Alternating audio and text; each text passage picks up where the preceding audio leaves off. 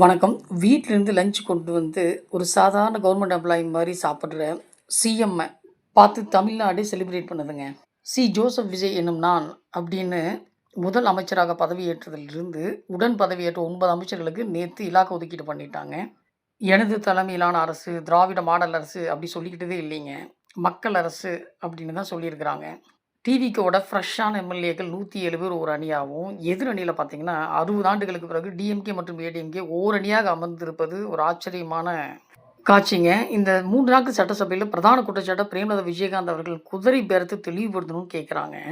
திமுகவில் இணையும் வரை என்டிஏ கூட்டணியில் இருந்த தேமுதிகவை இணைத்துக் கொண்டால் அதுக்கு பேர் மதச்சார்பாம். அதுவே எந்த கூட்டணியிலும் இல்லைன்னு சொல்லிக்கிட்டு விஜய் ஆதரிக்கிற அதிமுக எம்எல்ஏக்களுடைய தரப்போட ஆதரவை கேட்கறது என்ன நியாயம்னு சொல்றாங்க. சிஎம் விஜய் அவர்கள் பதவியேற்கும் முன் எதிர்க்கட்சிகள் எல்லாம் ஒன்று சேர்ந்து ஆட்சி அமைக்கும் முயற்சி என்ற பேச்சே விஜயின் விஸ்வரூப வெற்றிங்க.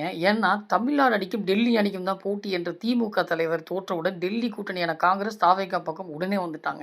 டெல்லியில் அதிகாரம் செலுத்திட்டு இருக்கிற என்டிஏ கூட்டணியில் பிஜேபிக்கு தமிழ்நாட்டின் ஒரே பிரதான கட்சியான அதிமுக தற்போது பிளவுபட்டு நிற்பது விஜயின் மாஸ்டர் ஸ்ட்ரோக்னு சொல்றாங்க. இப்படியாக சட்டசபையில் எதிரிகளை இன்றி ஆட்சி அதிகாரத்தில் பங்கு கொடுத்து கூட்டணி ஆட்சி அமைத்து இந்தியாவிலேயே வெளிப்படையான ஆட்சியை தர முயலும் சிஎம் விஜய் அவர்களின் சர்க்கார் இளமை பட்டாளத்தின் அடுத்தடுத்து ஆக்கப்பூர்வமான நகர்வுகளை உங்களைப் போலவே நானும் லைவா எதிர்பார்த்து காத்திருக்கேங்க.